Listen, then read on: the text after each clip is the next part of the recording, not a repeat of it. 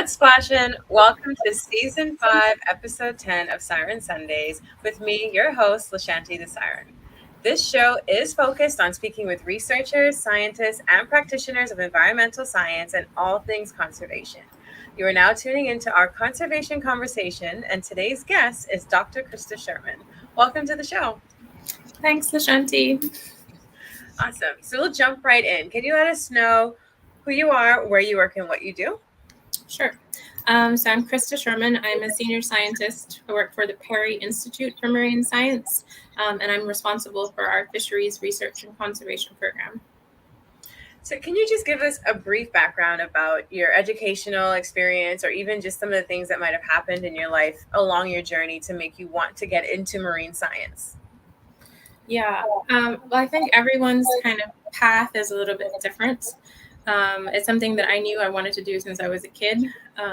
So I kind of followed the traditional path, doing a lot of science in school, and I was really attracted to that always.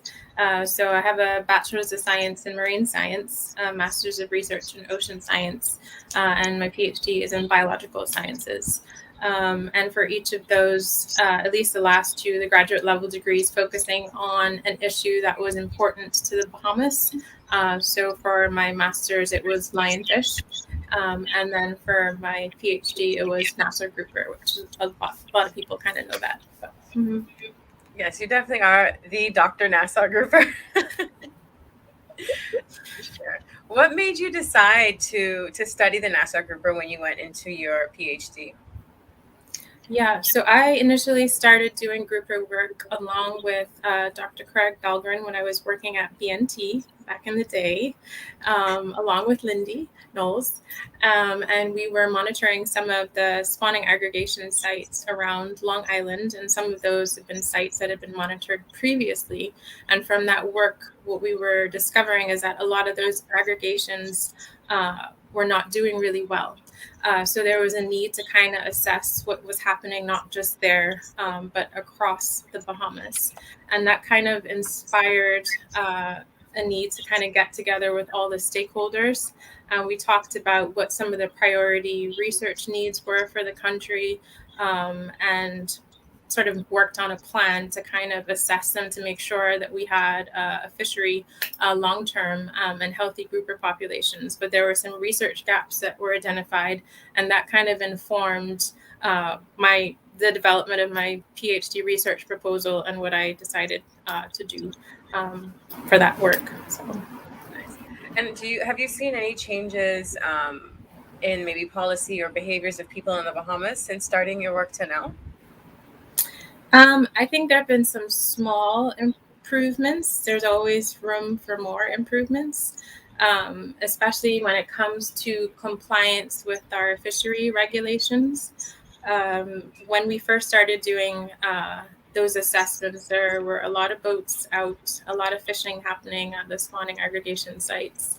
That still happens. The numbers of boats and traps and things, depending on some locations, aren't as many as there were back then, but it's still something that persists.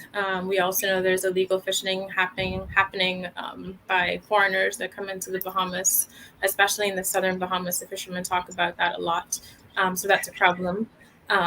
But in country, there's still a demand, obviously. So that's why people are still fishing, because people still want Nassau Grouper. So I think there's an opportunity there to kind of work through some of those issues and try and make people understand why we need to protect those species in particular, and the actions that they do make a difference. So, yeah. That's awesome. So I know you have some slides for us to give us a little bit more details about the type of research you do, because I know you tag fish, and a lot of times when I tell people, oh, Dr. Krista Sherman, she tags fish, they're like, how does it stay on? Like, what do you mean she's tagging fish? So can you talk to us a bit about that and maybe even just show us some of the work that you do in the field? Sure. So I do a couple different types of things depending on what the research objectives are. And some of that involves tagging fish. So they're internal tags where we surgically implant transmitters. I'll actually show one to you. Into the cavity of a fish that's sedated. Obviously, you want to do that with a fish that's not sedated. And then use absorbable sutures to sew them up, let them recover, and then take them back down. So this is one type of tag. And there are receivers that we have placed underwater that actually record the pings that are emitted from these tags that have a special ID code. So we know that that responds to the specific fish. So we get information on the date, and the time of when that record occurs, and then we also know the depth of where those receivers are placed. So this helps us to track movement patterns of fish, essentially from their home reefs to their spawning aggregation sites and back, which is pretty cool because we've been able to get information on the timing of when spawning occurs, swimming speeds to and from aggregation sites, for example. For some of the special types of tags that we use, you can also get additional information as well. So it's been pretty cool.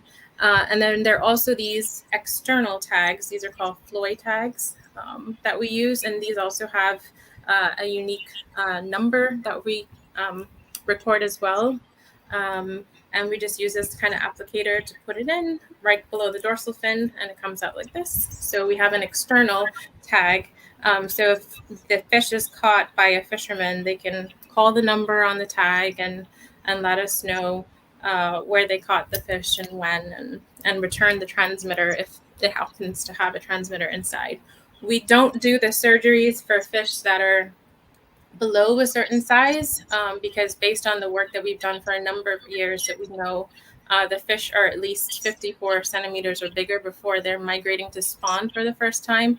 So generally speaking, like 52 centimeters is our cutoff for inserting these transmitters. But I also do, I'll show you a slide, additional work not revolves around tracking movement patterns of fish.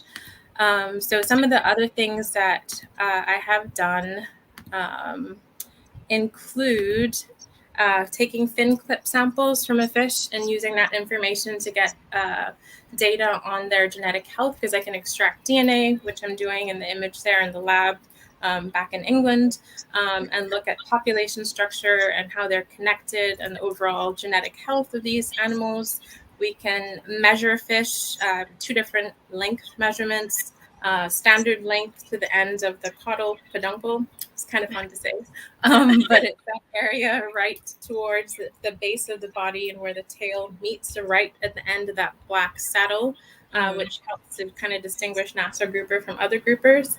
And then we also take a total length measurement from the snout to all the way to the end of the caudal or the tail fin. So these are some of the things that we do in addition to monitoring the actual spawning aggregation sites. Wow. So can you tell us about this coloration change? I know a lot of people actually will see this and say, but those only some of those are Nassau Grouper. Mm-hmm. Yeah, so I'll stop playing the video because the sound's on, or let me just turn this off and keep playing it. But yeah, so Nassau Grouper have a few different colorations that they go through. Sometimes it's associated with territorial behavior because they have really exhibit strong kind of site fidelity and can be territorial about their space on a reef. They're not a fish like if you've been snorkeling and diving, but you go out and you see like snappers and grunts that are in huge schools. You don't usually see groupers doing the same thing. And that's because they are quite territorial. So if they encounter another grouper that's in their space, these color changes can happen. But it's really typical around the breeding season when the fish are spawning. So there are 3 different colorations that happen. So this bicolor phase where it's kind of dark on the top and white on the bottom, kind of uniquely dark like here. And then there's also white belly phase. So these are typical for grouper. And when you see more fish kind of shift and transition into these color spawning phases, it's more indicative that they're really ready to spawn, and spawning is likely to happen. So nice. It's pretty cool. So is that the territorial behavior and these color changes, is that male and female, or do you find that the males are more territorial? It's male and female, and you can be looking at a fish and see them transition in and out of different color phases. So it's pretty cool. Oh, wow. Because I know that people always say groupers are such quote unquote dumb fish, right? And I kind of get what they're saying, because I know I've been snorkeling, or no, it was a dive, and the grouper just came out of its hole and just was kind of just floating there, just kind of looking at me. So would you say that's because they're being territorial, or do they just want me to catch them? Like they're, I know this is going to sound bad, but I don't think they're necessarily the brightest fish in the world sometimes, because you see them doing things, you're like, what are you doing? Like, we take fish down to release them out of a net and they swim back in. It's just like, you're not helping yourself right now. But yeah, they're really curious. And so for reef fish species, people find them really charismatic, and they will approach, generally speaking, especially if it's an area where there's not a lot of fishing happening, they can get pretty close to you, and some people have even been able to touch them and things like that. Not that I would recommend doing that with fish, but they can be really curious.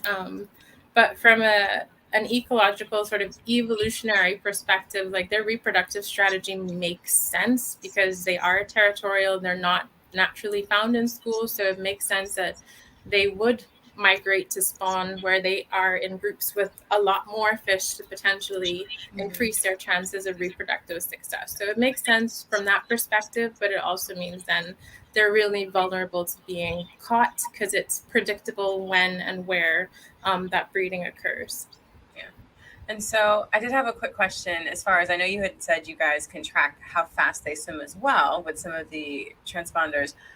Do they swim faster when they're on their way to the spawning site, or is that just... So some of the work that Craig did, he tracked some fish from the within the Exuma Sound system, and they've exhibited these really long distance migrations all the way outside of the park to Long Island and to the southern end of Long Island, so really long distance to spawn.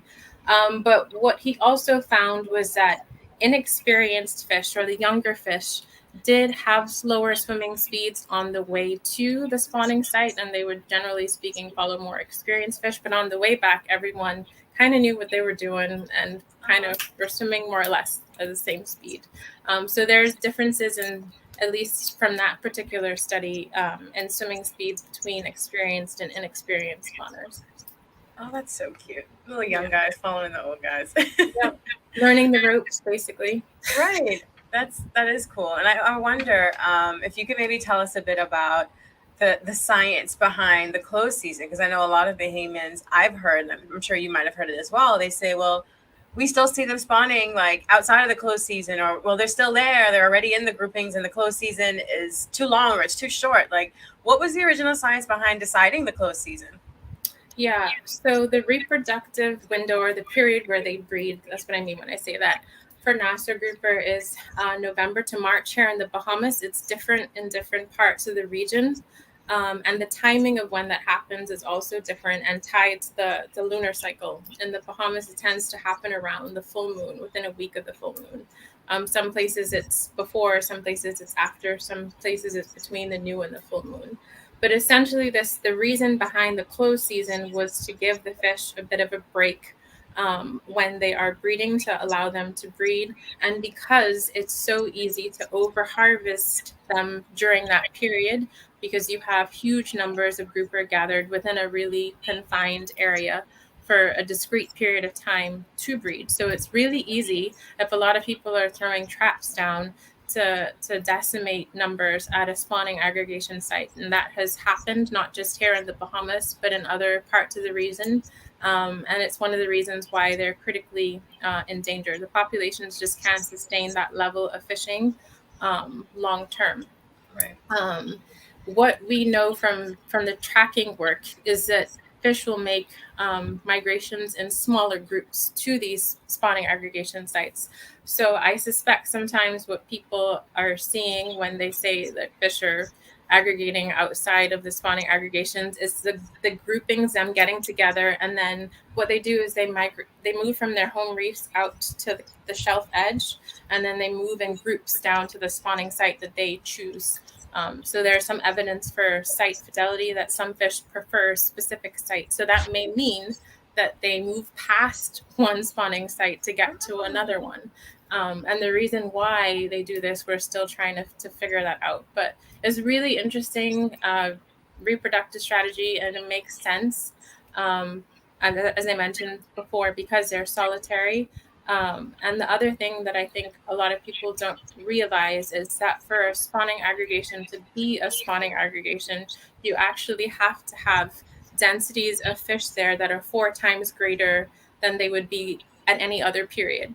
So there are a couple of things that we use to kind of define what a spawning aggregation is, in addition to actually seeing fish in those spawning colorations, to witnessing spawning rushes and events, the release of gametes, the eggs and sperm in the water column, and all that jazz. But yeah, so that's the science behind the closed season here. So the months where we have seen peak spawning in the Bahamas so far coincide with when our closed season is. So that's the reason behind the closed season.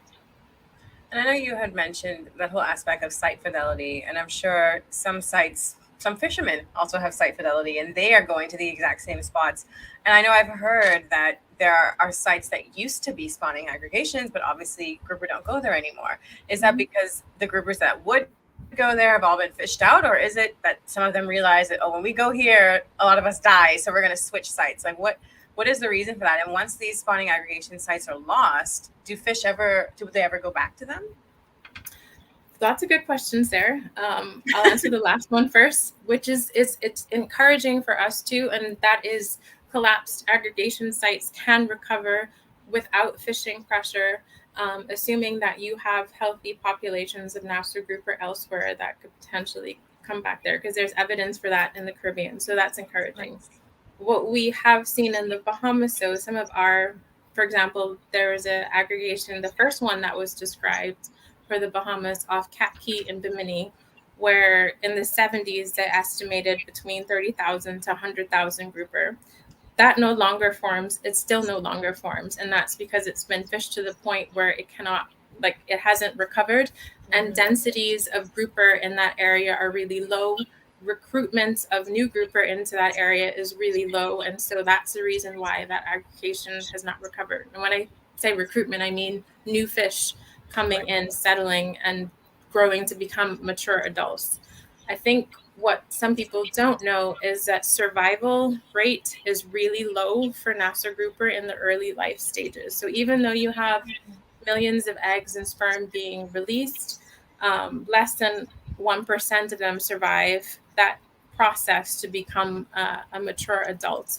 And that takes a while. In the Bahamas, fish aren't migrating to spawn for the first time until they're 7 years old. So that is a while. They can reach maturity before that, and that's what the minimum size limit that we have is based on, a fish that's 4 years old. But they're not actually going to do the do until 3 years after that. So, wow. Yeah. So would you say, and obviously I'm not going to get political at all with this, but would you say a good recommendation for fishermen, or even like a policy change, would be to up that size? Or is it just that hard to determine, like, if this fish is actually 4 or 7? Because generally, obviously, fish grow at different rates as individuals.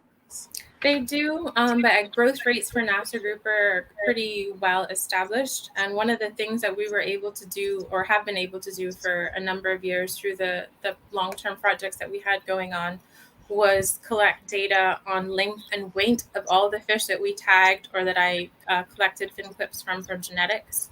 And so we know what that average weight and length is for the majority of the population, 77% of them, to be exact, before they do that. And that happens to be an adult that's 54 centimeters or bigger, or 9 pounds, the fish that's around 9 pounds. So there are policy recommendations to revise the minimum size limit, but to also shift to a length height-based measurement because that's easier to facilitate compliance with than a weight-based measurement, because a lot of people don't keep scales to weigh fish on their boats. And then there'll be also issues if the fish is gutted before it's weighed in terms of accuracy. But you can easily train people to collect a correct length measurement for a Nassau Grouper. So those recommendations, that's one of the recommendations that has come out of the research and been shared with the Department of Marine Resources. And they have sought input from local stakeholders, including fishers, about that. And we'll see what the final verdict is. Yes, and I think that's also good. I guess even just if it isn't done anytime soon, it's good for consumers to know, because I think 54 centimeters is about like 20 something inches. But yeah, it's about 21 and a half, 22 inches. Right. So I would even say, just to anyone watching, if you are someone that buys Nassau Grouper, try to only buy the ones that are about that length, because obviously once that demand goes down for the smaller size ones, then, you know, checks and balances. But Kelly, she's made an interesting point in the comments. So she says, wow, if my math is mathing, that's less than 10,000 in a 1 million grouper surviving to maturity. And so is her math? Is her math mathing? Your math mathing. Yeah, it's really low. The survival rate's really low. It's really high. Some of that's due to natural mortality, predation in the larval stage. Some of that's due to fertilization not necessarily being successful. So, you know, we need to give them as many opportunities as they can to succeed. And one of the things that we can do is not eating fish before they've had a chance to breed. Other things that we can do is making sure the critical habitats that they need throughout their life cycle, because that changes, are protected. So nursery areas, for example, that often experience a lot of fragmentation and loss because of coastal development or maybe pollution, that those are protected. Reefs that are really important for adults, that they're in the best condition that they can possibly be. And we know that reefs are experiencing a range of stressors right now, which we don't need to go into, but that's a whole other issue that's going to be problematic for a lot of reef-associated species, in addition to reducing the pressure on the spawning aggregations themselves. So these are all things that we can do, as well as revising or considering protecting specific spawning aggregation sites that are really healthy. That's something that's been done in places like the Cayman Islands, and they have seen their populations recover. But there's good compliance, there's good enforcement there. There's a lot of money that's devoted toward research and education, and that's helped them tremendously. It helps that they have fewer sites to manage. We have so many, and that makes our work a lot more challenging, but that's why we need everyone to do what they can to get involved. So, and I know I've heard the whole saying, you know, we have the Bahamian terminology, the big breeders. And I oftentimes see people, fishermen or fisher folk, or people who just do it for fun, catch these large grouper and keep them, kill them, eat them. Would you say that it is a good kind of thing to practice to not maybe catch these bigger grouper because they are indeed big breeders? Yeah, so another recommendation from the work is to consider having a maximum size limit. And as you say, the reason behind that is because boffs, the big old fat fecund fishes, as we call them, are really important. You know, they're really, the reproductive output, the quality of eggs and sperm is really different from a fish that's smaller in size. So they're able to for the same, release more eggs and sperm than a fish that's smaller in size, and potentially increase the likelihood that we'll have more fish out there that survived that process. And so there's a rationale behind it, and it's something that has been recommended, and hopefully it's something that may happen one day. But yeah, because I remember when I was at B&T, there was I think that fact sheet that you were a part of that showed the difference in a grouper that was Oh goodness! Just I remember whatever the size difference was. I feel like it was only a couple inches, and you get like 3 times more yield just by letting this grouper grow 3 inches bigger. Or and you can correct me if I'm wrong. I just can't remember the inches, but it's amazing how if we just give them just a little bit of inches to grow, we can benefit so much more just by doing that. So, what is your recommended maximum size that you would say is this is the biggest to catch and leave anything bigger alone? We need more work before we can do that. And figure that out. So I can't give you an exact number, but it's something that we would like to see. Yeah. Awesome. And so I do have a question, and these are just going to be a couple of just fun facts about the Nassau Grouper, and you can share some. But what is the typical diet of a Nassau Grouper? Are they herbivores? Are they carnivores? Are they omnivores? They're carnivorous. Their diet shifts though as they age and grow. So obviously plankton stages, juveniles are going to be eating things that are floating in the plankton, zooplankton and other things. As they settle and recruit, it's more crustacean-based diet, so shrimps, crabs, that kind of thing. But as they transition and become bigger adults, tend to have more of a piscivorous-based diet, so mostly fish. As a range of fish, there's like a whole massive table I can share with you of all the things they eat. But it's really important. One of the things that they do help to control, I think people aren't aware of, for example, are damselfish. They're a little territorial, colorful species on the reef. And some of them like to take nibbles out of coral and tend their gardens, algal gardens on corals. But a lot of them, sometimes what we're seeing now with stony coral tissue loss disease, sometimes species like damselfish and butterfly fish, other colorful little reef fish, ornamentals, are sometimes associated with feeding around disease margins of corals infected with stony coral tissue loss disease. So they could be a natural sort of vector for spreading the disease.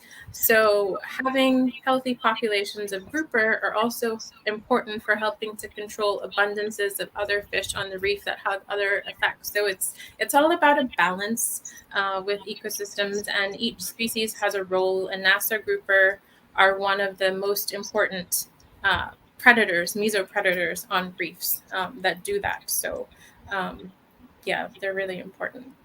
See, and I asked that because, well, one for the audience, but I always was fascinated by the way that Nassau grouper eat, because they don't just dart out, right? Like I think they use a particular, is it positive or negative pressure? I don't know, positive, negative pressure, but they're like they just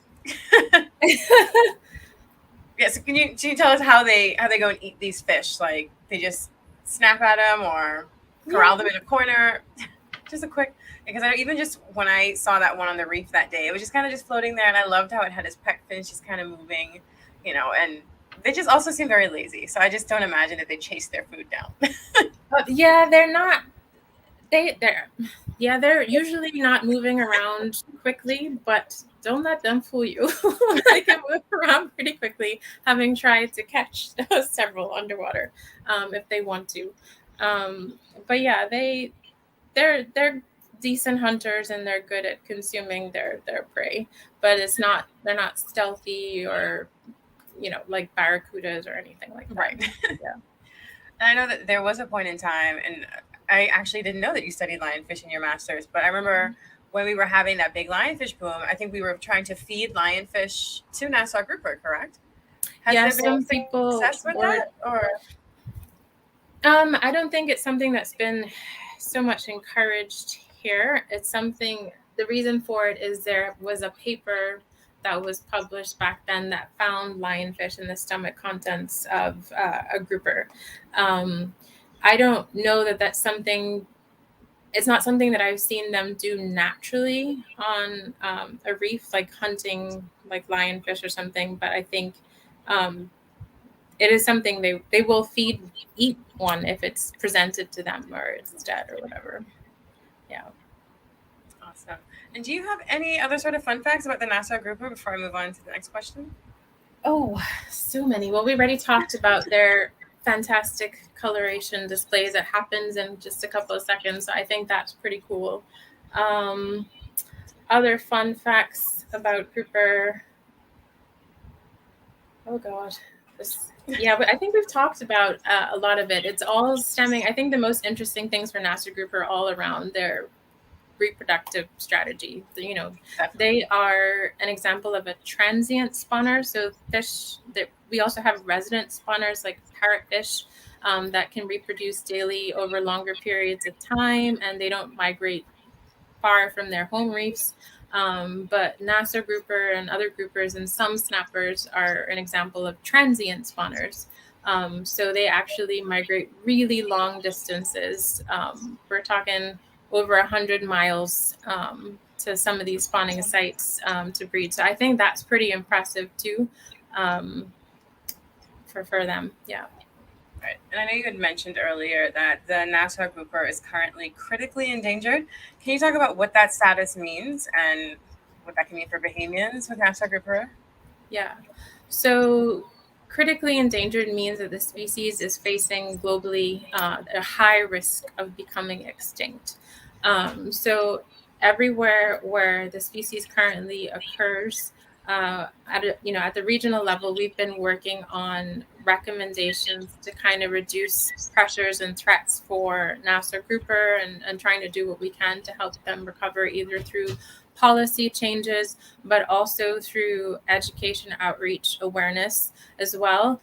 So right now, ongoing, there's a lot of work behind the scenes for a regional public engagement campaign to kind of elevate the status of fish that have this really unique reproductive strategy, which makes them really vulnerable. But they're species that are sometimes charismatic, like Nassau grouper, but are really important to reef health, but also really important to fisheries and other industries like tourism, for example, as well.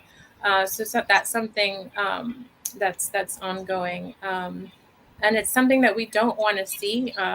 Nassau grouper in the Bahamas is also one of those species that has a strong cultural identity and tie. I think it's the species an average Bahamian could identify. I may not be able to tell me what Indigo Hamlet looks like, but they could tell me what Nassau grouper is, right? So we have these strong traditions here with food. I've seen it in drunkenu costumes and stamps and art that kind of celebrate a part of the cultural identity of the Bahamas. So it's something that we don't want to lose. Right. And to your knowledge, and this might be putting you on the spot a bit, but in just thinking of that whole theme of, Nassau grouper is one of our iconic species. Just the irony of the name. Why is Nassau in the name of the Nassau grouper? Does it have anything to do with Providence? I get asked this all the time, and to be honest, I can't tell you why it's called Nassau grouper because it's not unique to Nassau. It's not unique to the Bahamas. But we claiming it. Yeah, we're claiming it. The Bahamas, though, can brag about having the most reported numbers of spawning aggregation sites. We can't brag and say what the status of all of those spawning aggregation sites are, but we can brag on that. So it's really important to the overall health in terms of the conservation status of the species that we do what we can to protect our populations of grouper here. And they are different. From some, at least genetically speaking, from some of the populations elsewhere. Awesome. So I do have a question coming in from YouTube. Jewel Thompson Benemy asks, "Hi, Dr. Krista and Lashanti." Hi, Jewel. "Loving this session on Nassau grouper. I'm curious, are there any other types of grouper that are also facing a similar decline in the Bahamas?" Great question, Jewel. I am currently in the process of analyzing data for other grouper species that we've been collecting for a number of years. So outside of collecting information during the breeding season or spawning, we also collect data on abundances and densities of fish when we're doing reef assessments, for example, through agri-surveys. So there are other grouper species like black grouper, tiger grouper, yellowfin, where we have data for. I can't give you an answer right now on that, but we'll get back to you on that. But yeah, we're concerned about the status of other populations of groupers, especially those species that also form transient spawning aggregations to breed, like black grouper and tiger grouper, because they would face similar threats to Nassau grouper as well. Yeah. And so would you say the biggest threat to Nassau grouper specifically is overfishing?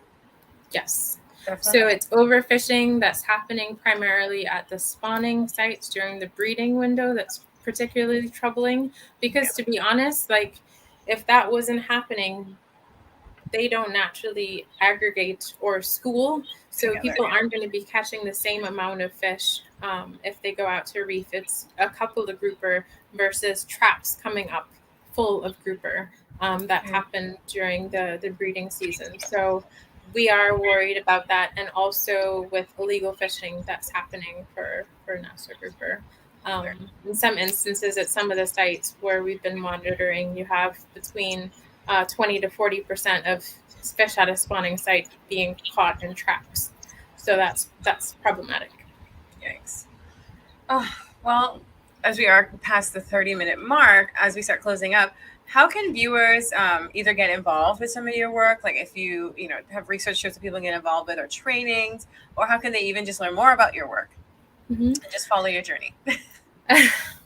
Yeah. So as I mentioned at the top of the show, work for the Perry Institute for Marine Science. We have social media pages that you can follow to learn about our work. You can visit our website to learn more about our programs and projects. You can follow me on social media for updates as well. In the past, in terms of training and capacity building, a couple of years ago, I did a FSA training workshop for local partners to kind of get them involved in some of the work and to be able to assist when we're doing monitoring. Hopefully it's something that can happen again in the future. We'll see. But yeah, those are opportunities to get involved specifically in that work. And for partners that have been trained in agro, when we have opportunities to get people out and assist with monitoring assessments for reef sites, and that would be another opportunity to contribute as well. And donate. Always. Donations welcome. Donate your time, your boat. Yes, exactly. Because sometimes that's the way things happen. A lot of the research, it's been a struggle for us because it's been underfunded, and funding for this and for fisheries work is really difficult. So I'm really grateful for a lot of the support that we've had from the Shed Aquarium in the past, to people that have donated randomly. Hey, we're going to be in country. You want to use your boat. That's how things happen sometimes. And it would be great to be able to have opportunities like that in the future to continue. So yes, donations of any kind are welcome. Definitely. And I see we do have one more question, or I think this might be two from the same person. Are these different grouper species seen in the same numbers in the Bahamas as the Nassau Grouper? And are these numbers significant enough to ever become the main type of grouper that's being fished? So no, Nassau Grouper is probably one of the most naturally more abundant species that occur in the Bahamas, but we also do have other grouper species as well. Probably next in terms of naturally occurring abundance would be tiger grouper, black grouper. We also have hinds. They're smaller, which people call strawberry grouper, but they're two different types. There's a rat hind and the red hind, so I'm not sure which is which. I think we say strawberry grouper. Yeah. But so those are quite common on the reefs, as well as graysbees, which are even smaller, but they have the three black spots right below the dorsal area. So they're quite common, but not fished. So it's mainly black groupers, tiger groupers, yellowfin, yellowmouth that are fished. There are some deeper water species that we have here, but they're not naturally abundant, and rarely fished. More recreational fishing than commercial fishing. The commercial fishing really does target Nassau grouper and some of the other larger groupers. I know, and as you were talking about that, I remembered, correct me if I'm wrong, because I could just be way off with this. I remember hearing that in some other countries, you can actually get that same cicatera poisoning that we get from barracuda, but in other countries, you can get it from groupers. Is it the Nassau grouper, or is it just those other types of grouper that they're referring to? To be honest, any reef-associated species has the potential of having ciguatera.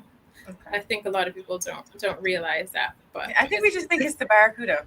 No, it's not just like some places it's more commonly found in one species. So for the Bahamas, sometimes it's barracuda, not always. So it's a risk if you decide to eat that. But any large reef fish could potentially have ciguatera because it's just an accumulation of that dinoflagellate. So yeah, groupers can have it, large snappers can have it. So let's just leave the big fish alone, guys. You know, like yeah, and in some cases, like the really, really big fish, like Goliath groupers, are high in mercury, which is not good for you health-wise. So definitely leave those alone. Definitely. Okay. Yeah. And so we do have another question in from Jewel. Awesome. What has been the greatest success with the species since you've been studying them? And what is the greatest thing you would want to see to help preserve our Nassau Grouper? That's a hard question, Jewel. We're hitting us today. Yeah, I don't know. I feel like we accomplished a lot of the goals that were initially set out in terms of addressing some of the research gaps. There are still some, but we know enough now to make informed recommendations, which we have done. The thing is to see those implemented and to work on some of the compliance issues with all of the stakeholders is not just the fishers, it's the consumers, it's also the policymakers to make sure when it's time to be implementing policies and things, that those are done in a timely and efficient manner as possible, especially when things are time sensitive. So I think there's room for improvement there.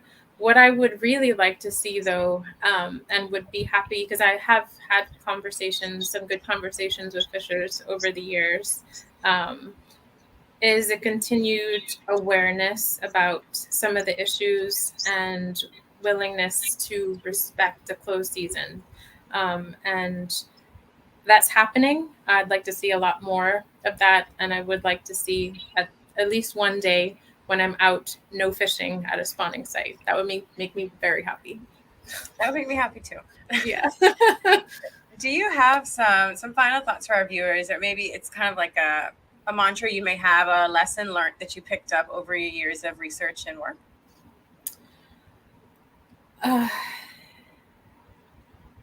I think it's, for me, work ethic is really important. And if you're going to be good at anything, you have to devote time to it. Nothing happens overnight. And you have to put in the time. No one can do that for you. Magically transport knowledge into your head or give you the skills you need. You have to work on developing those, maintaining those. Even I do that. And I'm aware when I'm getting rusty in certain things, and you have to spend the time. So I would encourage people to do that, but then just to not lose sight of why you got into whatever it is that you're doing. So you kind of keep that passion alive. So I love that. It can be difficult sometimes, but yeah. Thank you for that. And I'm sure our viewers are saying thank you as well. It's important to remember why you were passionate about something, because you can burn out. You can burn out from something you love doing just as much as from something you don't love doing. And so, great point. Just always remember why you started, and keep your skills sharp. Like, you can't just expect to be good at something and then not do it for years and think you can jump right back into doing something. It's definitely you can't get complacent. You have to stay on it. Yes. So yeah, for sure. Stay on the grind, but don't burn out. Don't burn out, because burnout is real. So last question before we go, and this is one of my favorite questions to ask my guests. Who is someone in the sector, whether it be local or international, that inspires you, and why? For me, to be honest, that person is Dr. Judith Lang. I met her years ago, I think 2010 or 2011, maybe. And she has been working in the field of marine science conservation for her entire life.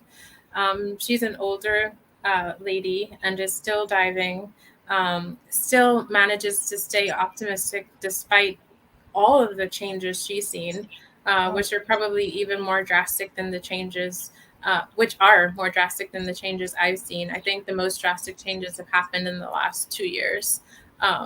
But to have decades of experience and to still be optimistic and to still get up every day and continue. I'm very inspired by her and all of the effort and commitment that she's devoted to this field, and for her to devote time to like training people like me and other people around the Caribbean. I'm very inspired by Judy. So yay, Judy! We need more Judys. Maybe you'll be a Judy one day. Maybe you already are one and you don't even realize it. There are so many people that are inspired by you, and I definitely hope to meet her one day. I always hear about Dr. Judy Lang, and I'm like, when am I gonna get to meet this woman? I hear she's so amazing. So I definitely thank you for sharing that, and I hope to meet her one day too.